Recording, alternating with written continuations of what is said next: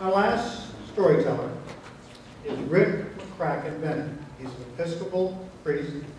He's an excellent guitarist, and he tells some pretty wise stories. Ladies and gentlemen, the engaging Rick McCracken-Bennett.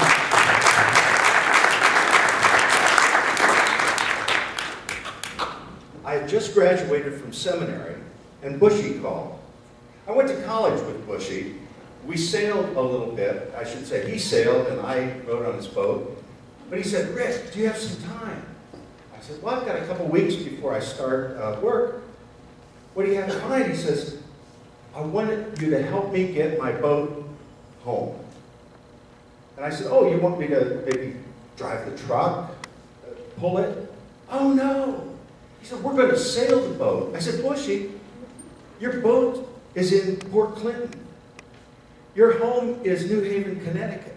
Now, I don't know a lot about geography. I don't think you can do that." He says, "Oh, yeah, it'll be easy. We're just going to sail across to the Welland Canal. We're going to lock through. We're going to go over to the Oswego Canal. We're going to take the mast down. We're going to motor down to the Erie Barge Canal, take a left, go all the way to the Hudson River, put the mast back up, sail down the Hudson River, go around the East River, go through Hellgate, and we'll be home in no time." And I said, "I'm in. Let's do it." A couple days later, we showed up at the boat, we stored our gear, and there was a third guy. I have tried all week to remember this guy's name. I can't even remember what he looked like. I'm sure he worked hard to forget my name and face as well. Bushy showed us a chart of Lake Erie to show us what the first lake would be. For the detail that was in that chart, we'd have done better with a Rand McNally road map. But we took off. It was a Norwegian folk boat, 25 foot, made for the North Sea, and we had a 6 horsepower outboard motor on it. It was blowing hard that night. There were gale warnings, but we thought, this boat will handle it. My goodness, they can sail it in the North Sea, we can sail it in Lake Erie. And so we puttered out the channel, and we'd have kept going too, honestly, except for this pesky Coast Guard helicopter who kept shining his light on us and yelling at us through a bullhorn. Bushy said, "You know, I think we probably better go back." And I said, "We probably should." So we got back, we docked, and that's when we learned something about folk boats. You can't sleep 3 in them. Since I was the biggest, I got one of the bunks. Bushy was the owner, he got the other bunk, and this other guy had to sleep on the slatted floor for 2 weeks. The next morning we got up, we took off. It was still pretty choppy, waves 3-4 feet.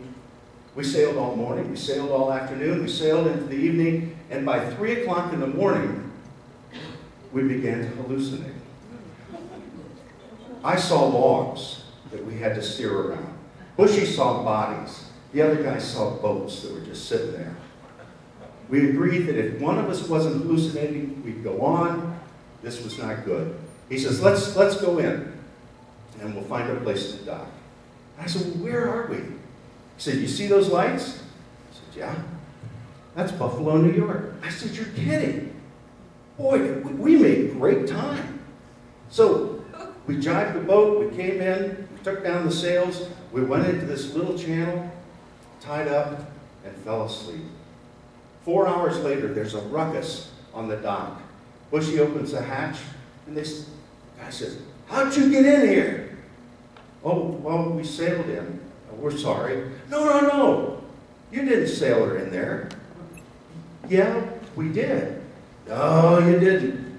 How much does that boat draft anyway?" Well, she said, "Well, about 5 feet. Channel's only 3 foot."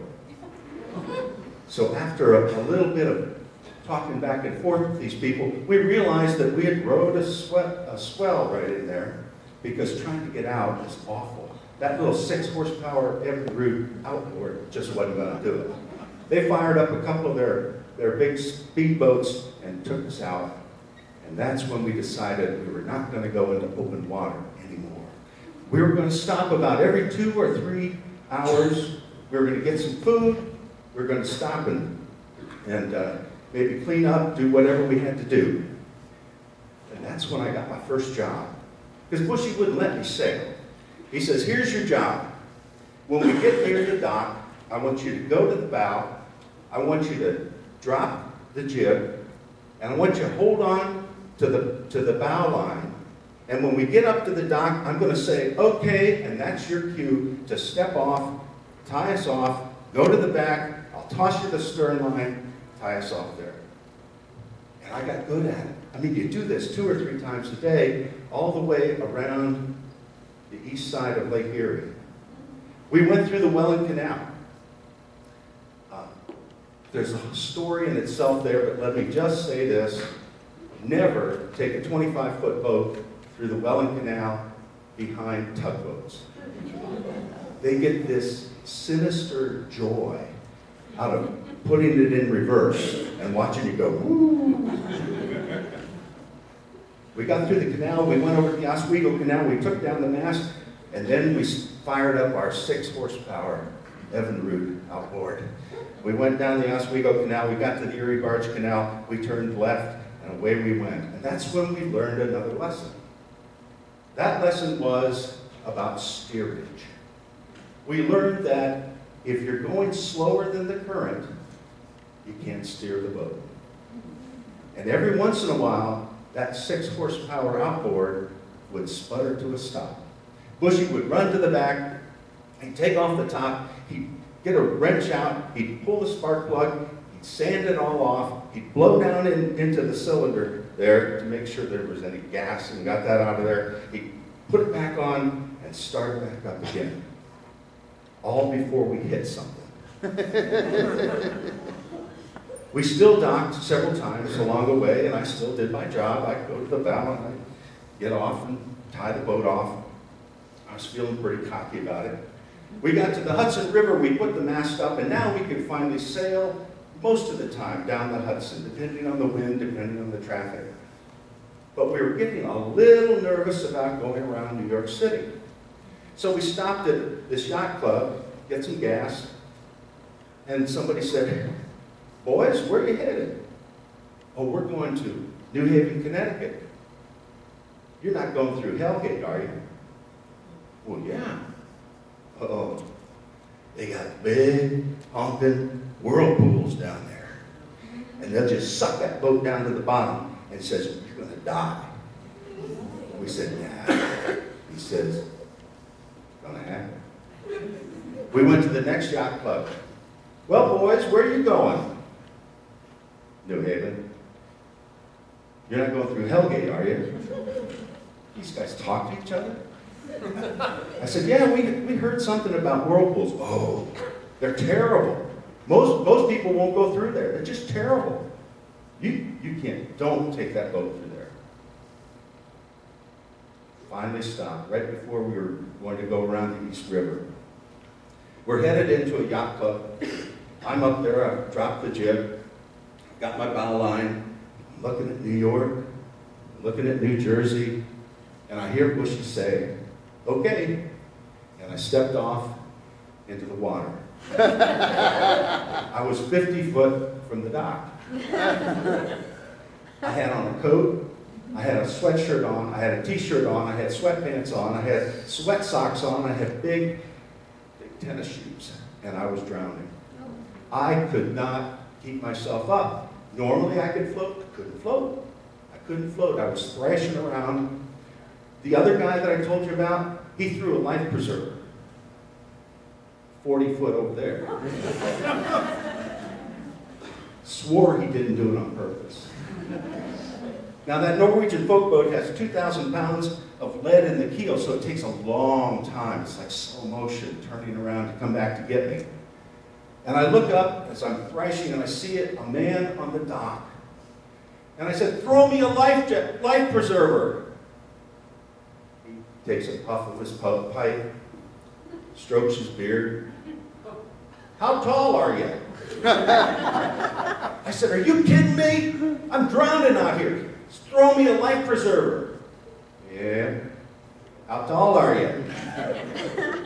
I said, you're crazy. throw me a life preserver. I'm going to drown out here. I really, honestly, God, thought I was going to drown. And he said, how tall are you? I said, I'm 6'4", you idiot. And he said, I think you'll find you can stand there. And I put my feet down, and the water came up to about here. And I walked into the dock. Bushy and this other guy were laughing so hard. Oh my goodness. Well, I got dried off, got some dry clothes, and we headed down around the East River. There were no whirlpools. I thought, as we got closer, I thought, boy, when we survive the whirlpools, won't that be a great story?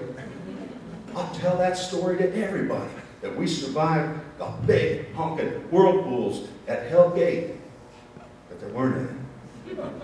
But I had a better story. And that is the day that I learned how important it is to stand on your own 2 feet. Yeah. Thank you.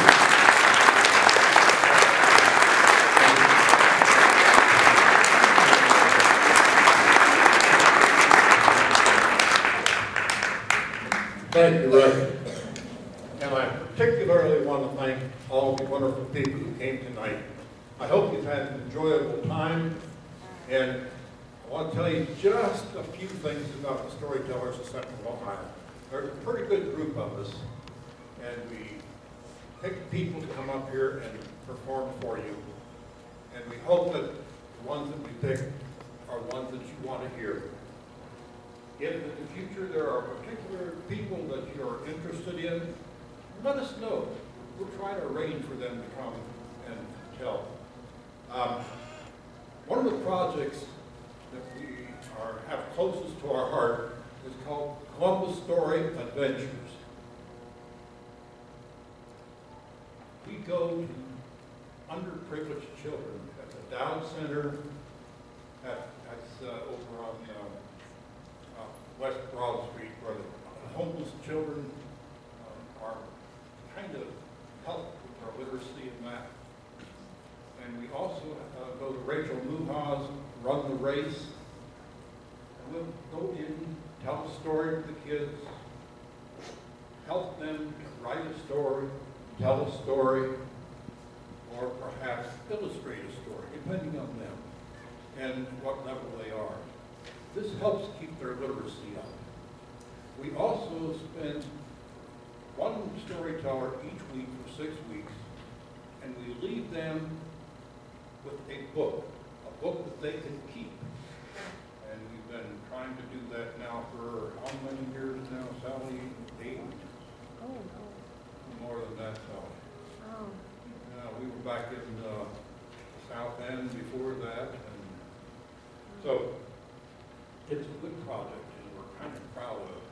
But we'll be sending out information to you about something that will be coming up in the future, where we raise money for that. We have some kind of a dinner and storytelling to go with it, and we'll be sending out information on that too. I hope that you'll participate in that, because we really need to raise some funds for these kids. Once again, I really want to thank you for coming tonight. If you don't have a storytelling audience, you can't do any storytelling. Thank you, folks. Have a good night.